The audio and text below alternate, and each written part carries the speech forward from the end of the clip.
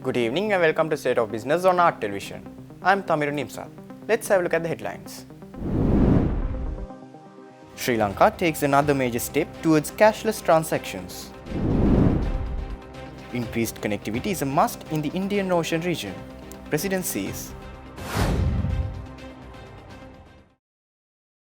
News in detail. The launch of Unified Payment Interface Services in Sri Lanka and Mauritius, along with Prime Minister of Mauritius Pravin Jugnauth and Indian Prime Minister Narendra Modi, this noon took place via video conferencing. Government today introduced India's Unified Payment Interface, which is mostly known as UPI, to achieve a cashless economy, tightening the loopholes that have allowed for tax evasion in the island nation. The UPI, a revolutionary digital payment move, will help the public to use their smartphone as a virtual debit card. In other words, people do not need any cash or card to carry out transactions. They can simply use the smartphone as a debit card and send and receive money through it. The UPI is an interface that allows the user to link more than one bank account in one smartphone app and transfer funds without having to share any account number. The Indian High Commission in Colombo said that India has emerged as a leader in fintech innovation and digital public infrastructure, and Indian Prime Minister has placed a strong emphasis on sharing development experiences and innovation with partner countries. It also said the launch will enable availability of UPI settlement services for Indian nationals travelling to Sri Lanka and Mauritius, as well as for Mauritian nationals travelling to India. Officials at the Inland Revenue Department said the move will help to tax a person at the point of receiving funds or earning income from multiple sources to various bank accounts. The UPI also saves the taxpayers from paying more taxes while serving as a foolproof method for tracking transactions and reduces the use of cash, which is hard to track.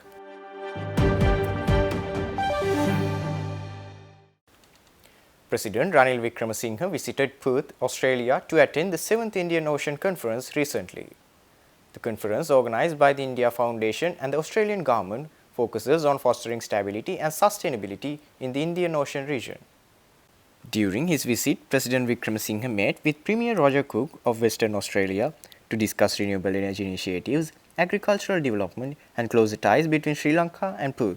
Premier Cook expressed keen interest in exploring investment opportunities in Sri Lanka, given its strategic location in the Indian Ocean.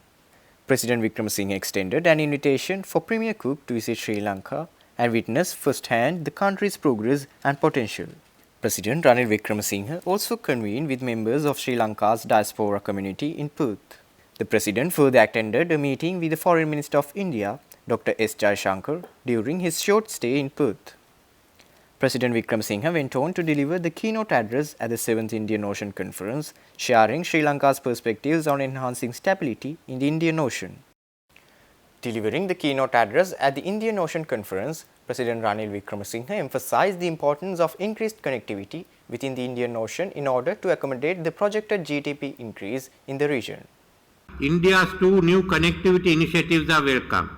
Firstly, the India-Mumbai-Iran-Russia corridor, and secondly, the India, that's Mumbai, Middle East, European corridor.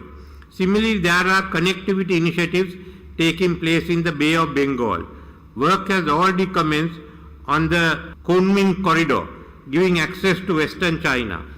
Thailand is planning the Kra land bridge connecting the Gulf of Siam with the Bay of Bengal. India and Sri Lanka are commencing feasibility studies on land connectivity between the two countries, making Sri Lanka a regional logistic hub with Colombo and Trincomalee ports available to South India.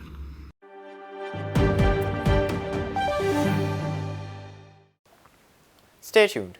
We will return after this short commercial break.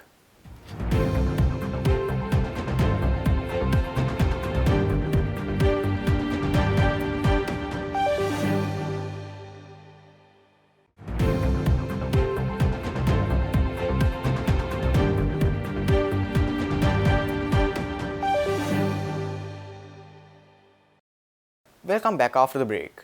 Speaking further at the event, President Wickremesinghe called for unity among Indian Ocean Rim countries to address shared challenges and create a safer, more sustainable ocean environment. He also advocated for the development of an overarching regional architecture for the Indian Ocean, emphasizing the responsibility of IORA leaders in achieving this goal. Sri Lanka is focusing on the interdependence between the Indian Ocean and climate change. The Climate Change Justice Forum aims to accelerate financing of losses and damages and includes debt justice as an essential component of the overall solution. Any proposal for mitigation and adaptation intervention must take into account the debt component faced by climate vulnerable and developing countries. Excellencies, ladies and gentlemen, we are living in an uncertain times. The stability we had taken for granted since the end of World War II and the Cold War is unraveling. Globalization is being challenged, as is multilateralism. The climate crisis is affecting prospects for trade and economic development around the world. It is impacting on food security, livelihoods, supply chains, biodiversity and maritime transportation. Either we can wait for global development to dictate our fate or unite so that we may chart our own course. Creating a safer ocean environment by building confidence and predictability among users and enhancing ocean situational awareness will be key to maintaining peace and security in the Indian Ocean. The main platform that can undertake this important task is the Indian Ocean Rim Association. Ensuring a peaceful and secure Indian Ocean would facilitate sustainable use of oceans for the economic and social benefit of coastal and littoral states.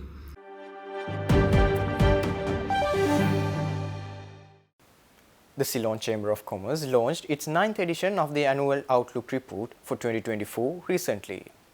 Governor of the Central Bank of Sri Lanka, Dr. Nandalal Weerasinghe, took centre stage at the launch event, delivering a keynote address that underscored the potential for growth amidst challenges. The report, compiled by the Economic Intelligence Unit of the Chamber, delves into critical variables impacting business planning, including growth, inflation, interest rates, and exchange rates. Titled Striving Towards a New Growth Path, this year's report offers a comprehensive review of domestic, global, and regional economies, shedding light on specific sectors. Mr. Duminda Hulangamua, chairman of the Ceylon Chamber, emphasized the need for reforms that prioritize the common people, setting the tone for the event. Dr. Nandalal Weerasinghe echoed optimism, citing positive signs of 3% growth and the potential for surplus in the external sector, contingent upon well-directed reforms. The report also addressed monetary policy shifts, budgetary challenges, and global economic slowdown risks. A distinguished panel, including industry leaders and experts, also shared insights on economic recovery strategies during the event.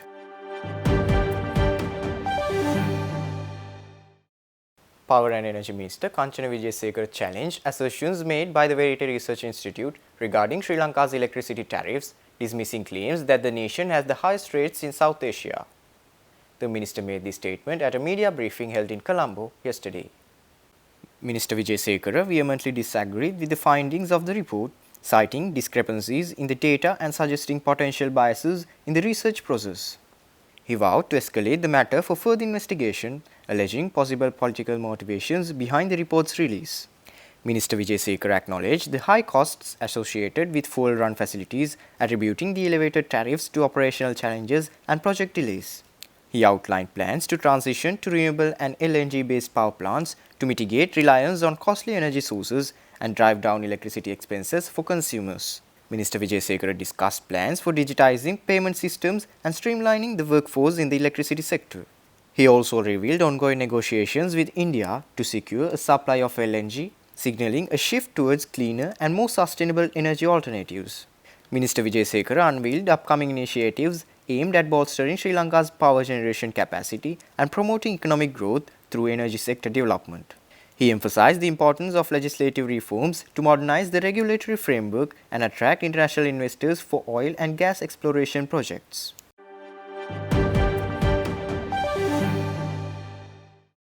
Stay tuned for the stock update.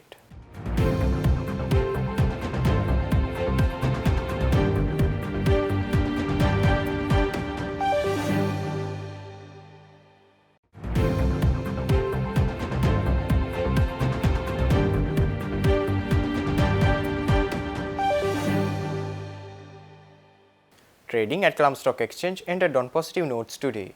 The All Share Price Index gained 16.69 points to close at 10,584.02, and the S&P SL 20 gained 5.52 points to close at 3,032.29. The turnover was 0.5 billion rupees and over 27 million shares were traded. Up next are forex rates.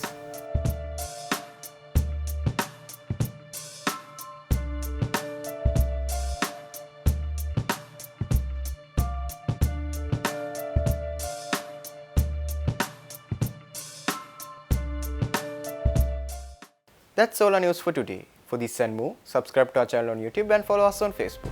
Take care and good night.